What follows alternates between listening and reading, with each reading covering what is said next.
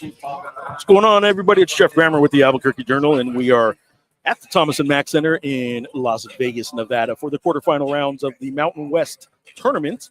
The number 1 UNM Lobos taking on number 8 San Jose State, who knocked off Wyoming yesterday, jumped out to a 22-point lead. Wyoming made a game of it late, but it was really San Jose State's game from the early going on. Wyoming came up short with their comeback, and San Jose State really had 3 guys kind of do the damage, and that is something that, of course, the Lobos hope doesn't happen today. But sorry about that. I'm pulling up the stat sheet. There's not the stat sheet. But anyway, Sedarian Hall yesterday had 15 first-half points, 1 in the second half for a 16-point game. Donovan Yap ended up with, I think, like 4 in the first half, 15 in the second half for 19 points. And then, of course, Josh Adegi, who was a 13 all-conference player, ended up with 15 points. So, as Lobo fans certainly know, this is not a normal 8-1 matchup in the quarterfinals. The Lobos and San Jose State played twice in the regular season. On December 4th in the pit, San Jose State led at one point by double digits. UNM needed a 22-8 run to close the game to end up winning by 8 points rather, and it was a 6-point win. And in January in San Jose, the Spartans beat the Lobos 71-70. It was a last-second shot, really about 3 seconds to go. The Lobos missed out on an opportunity twice to secure a rebound to win the game. They had 2 offensive rebounds, did the Spartans, and a putback that ended up costing the Lobos what ended up being, in terms of seeding anyways, of this Mountain West tournament, the biggest upset of the Mountain West regular season. It wasn't the biggest upset in terms of actual odds. There were a couple games that were a little bit bigger. Wyoming had one that I think they were 14-point underdogs. San Jose State at home, when they beat the Lobos, were 9.5-point underdogs. So it wasn't the biggest betting upset of the regular season for the Mountain West, but in terms of what the seeds ended up being in the Mountain West tournament, it was the biggest upset of the season. It was the only team in the bottom from 7 down in the seeding to beat a team in the top, one of the top teams in the conference. So everybody knows. Let's see here. Same shirt. This is the real fake Elton Musk is admiring the new shirt, but I've had this one for a while. In fact, this is one of the older ones I've had. New haircut. I did get a haircut. I did actually get this one before the Reno game a couple weeks ago now. I guess that was just last week, right? So about a week and a half ago. And there we go. As far as how the team looks, Jimmy H, I would say, first of all, healthy. That's the important thing, right? Everyone's suited up. Everyone's down there warming up. As far as confidence goes, I mean, I would say they don't look any different than they normally do. I don't think they look confident. I don't think they look unconfident. I think they look exactly like they have pretty much all year. Now, this is an abbreviated kind of warm-up period, right? This is not like every game all season. Even though this is the first game of the year, Utah State had the floor until 1 hour before game time. The other teams get some morning shoot-arounds for later games, and those start early in the morning. Most, like UNM and San Jose State, they don't take the morning shoot-around because they have the first game. But Utah State doesn't play till later tonight. In fact, they play the very last game tonight, which starts, 8:30 local time, I think it is. They did take advantage of their shoot-around time, and they were warming up until 1 hour before game time. So right up until 11 Pacific, noon Mountain time, Utah State had the floor, and then these two teams come out, start warming up at a regular home game or road game in the regular season. It's usually 90 minutes. You'll start seeing players start to come out and go through their routines. The other unique part about a Mountain West tournament game is that they are at the 10 or 13-minute mark, obligated to come out and say obligated like it's a bad thing. They have to come out and do the national anthem, and they do that 13 minutes before the game. And so then at the 10-minute mark, the players go back to the locker room. It's sort of just a unique setup in terms of the scheduling for the teams. But they do that because they got a tight ship to run here. They got 4 games to get done from basically noon local time until midnight later tonight. That last game's probably not going to be done until, assuming it's supposed to start at 8:30, that game will probably start at 9 p.m. And that might even be generous, but let's just say it starts at 9 p.m. That game's not going to be over until after 11 p.m. local. So long day here at the Thomas and Mack. Do you think the spread is too big given the previous results, or is Vegas in back-to-back games too much for San Jose State? I would say a couple things. One is the analytics say it should be about a 13-point game. That's what Ken Palm has it as. It is up to 15.5 right now. So it leans a little bit to the too large side if you're asking for the Lobos. And I would say that the regular season results would make you think otherwise, like that, like, oh man, that you can't. That's a horrible point spread. I'll tell you this though, San Jose State has been in this league since 2013. Yesterday was the only their second win in the Mountain West tournament. They don't perform well in this tournament. The Lobos certainly do. It will certainly be a home court advantage, home crowd advantage anyway for the Lobos. They're rested. They're playing. They're the better team. All that good stuff. But yeah, 15.5 based on what happened in the regular season. 2 games that double-digit lead in one of them and a win in the other. It's an awfully large point spread. I think though that if you look at it, 14.5 is what it opened up as, and it moved up to 15.5. That tells me that here in Vegas and really online too, because the online markets did the same. The money's still coming in on the Lobos. I don't think that's just because a bunch of New Mexico fans are here either. I think it's because nobody really trusts the number 1 seed to not kind of blow out the number 8 seed. People maybe didn't follow the league or just jumping in and betting now. Maybe that's a little bit of it. But the Lobos are the better team. They should win this game, and they should win it comfortably. So yeah, it is a interesting line. Hey, it is certainly an interesting line, but I guess it makes sense to me though. Who do you think will be a tougher matchup for UNM if they win, Boise State or San Diego State? I'm going to go with Boise State. I just think, especially if Magoon Wath isn't playing, I think San Diego State, man, they sure look good though, right, in San Diego when they beat the Lobos. But I think I would go. You know what? I don't know, man. That's a good question. That is the game of the tournament, by the way. The 5-4 game might be an elimination game. I think San Diego State's probably safe if they do. We got a New Mexico flag going behind us here. The New Mexico band is making their way to their spots courtside. And we do have an over-under set. I talked to Fern Lobo, the athletic director for UNM, and I told him, look, man, this is your first tournament. Just so you know, there's going to be New Mexico flags everywhere. And because this is the first day, a lot of New Mexico Lobo fans don't come until the Friday if the Lobos are still in it on the Friday, the semifinals. So there may not be like 100% capacity of what Lobo fans will be this weekend, but it will be quite a few of them here. And there will be quite a few New Mexico flags because, as everyone knows, New Mexicans cannot attend major sporting events without bringing their state flag. Those are the rules. So I told him the over-under, I'd set it at 14.5. So I think there'll be 15 even today. And I think if they make it to tomorrow, there'll be 20 state flags in the crowd. We got to go Lobos here.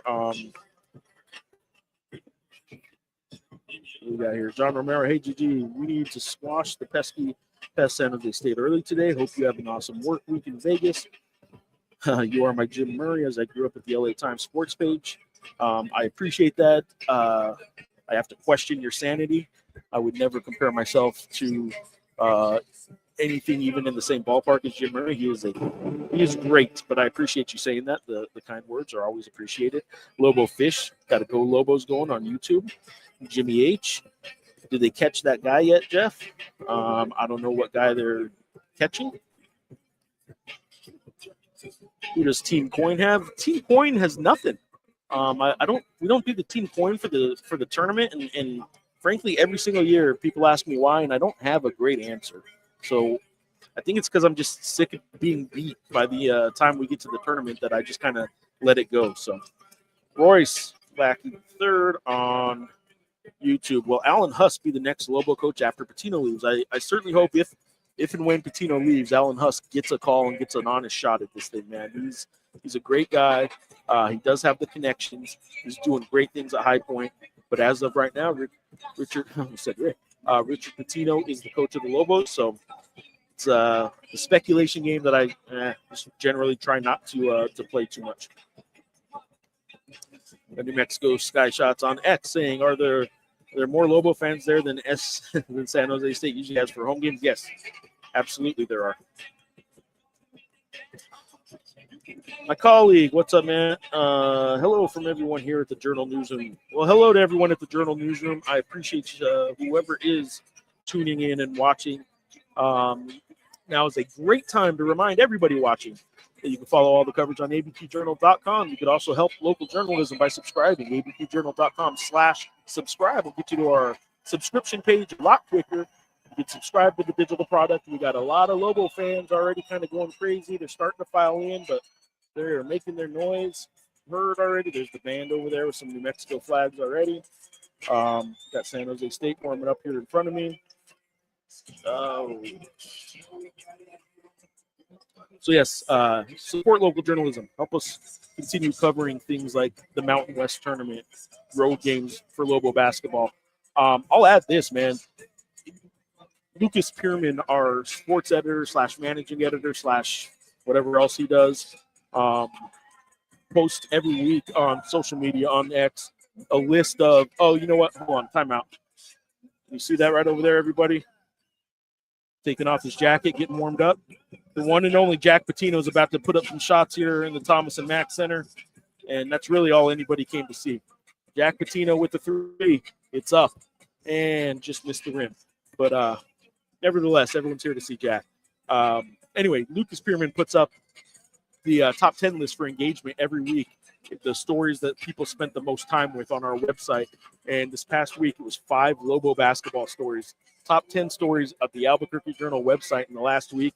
There were 5 Lobo basketball stories that were among the top 10 engagement minutes. So that was pretty telling of what the Albuquerque community likes this time of year. March is certainly a special time for Lobo basketball fans.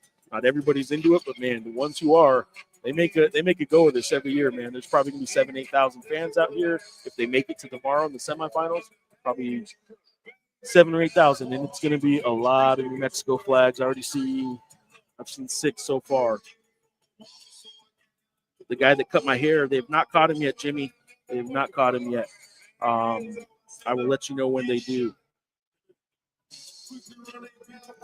Hey, man, I know nothing about flight delays, Doug Stoll. I don't know what to tell you. Full tip as long as you can.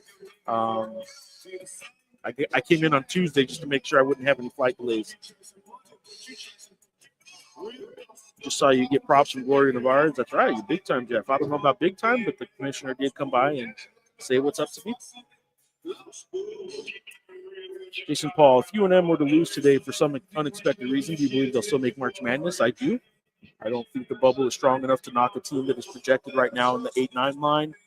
In fact, I think most projections have them as either the top 9 or even the bottom 8 in a lot of projections.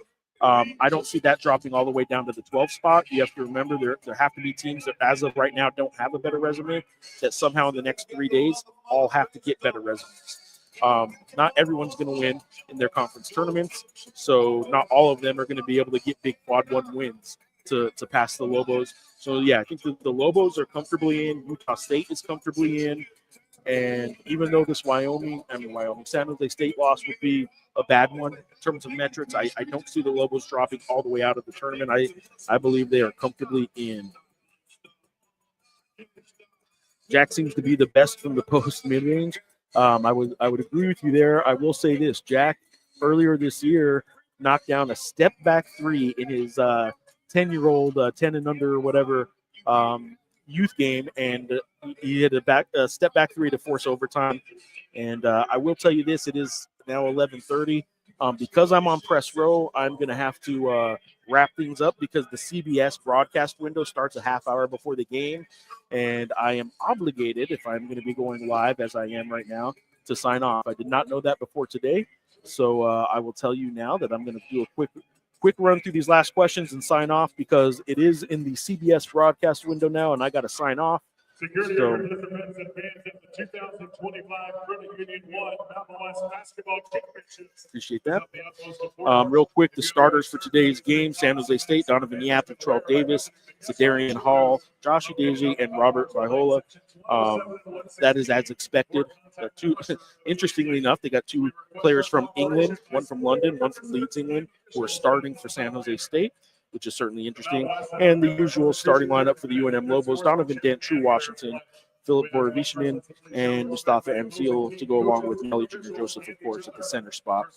The officials for today's game, this is what everybody's always interested in. We got Nate Harris, Deidre Carr, Crystal Hogan, and then Mike Littlewood will be the standby official doing the video review off to the side.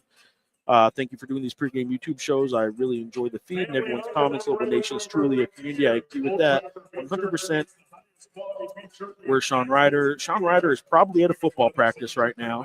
What's your favorite restaurant in Vegas? I'll tell you what, man, I am the most boring Vegas tournament guy. The week of the tournament, I'm usually here pretty late, so I will pass on answering the good Vegas restaurant question. If the Lobos win out, what's the best seed they can get? I think there's an outside shot that they can move up past the 8 seeds up into the last 7. They would really love to get off that 8-9 line because then they have to play the 1 seed in the second round should they win the first round. But right now, I think they're almost 100% locked into the 8-9 game. Small chance at a 7. If they lose today, they would drop probably to like as far down as a 10 or 11. And there we go. Who wins it all? I said on a podcast earlier this week that this is a very chalky tournament, meaning the better seeds are probably going to win throughout, except maybe in that 4-5 game. I don't know who's going to win that right now. I'll go with UNM winning this thing. Certainly Colorado State's coming into the tournament with way more momentum and playing much better. I will take this crowd, which will be pro UNM certainly throughout. And the fact that the Lobos are just a better team than everyone else in this league. It may be slight, but they proved it, right? They went 17-3. I'm not speaking out of turn here. And they proved to be better. And they, with Colorado State, it was 2 comfortable wins. So anyway, appreciate you guys for watching and tuning in. Follow along on social media. Follow along ABQJournal.com. There will be some post-game coverage, obviously, as there always is. And maybe I'll do another one of these live remotes after the game. Certainly before the game tomorrow, if and when the Lobos win today, I will do another one tomorrow. Thank you all for tuning in. Game starts in 28 minutes here in the Thomas and Mack Center. All games will be broadcast on CBS Sports Network. We got Hunter and Rob Portnoy sitting to my left down here, who will be also broadcasting the game on 770 AM, 96.3 FM. Lobos favored right now by 15.5 points. Point spread's a little high considering how well San Jose State played them in the regular season, including a win. So there you go. Thomas and Mack Center, 28 minutes. Lobos, Spartans. Thanks for watching, guys.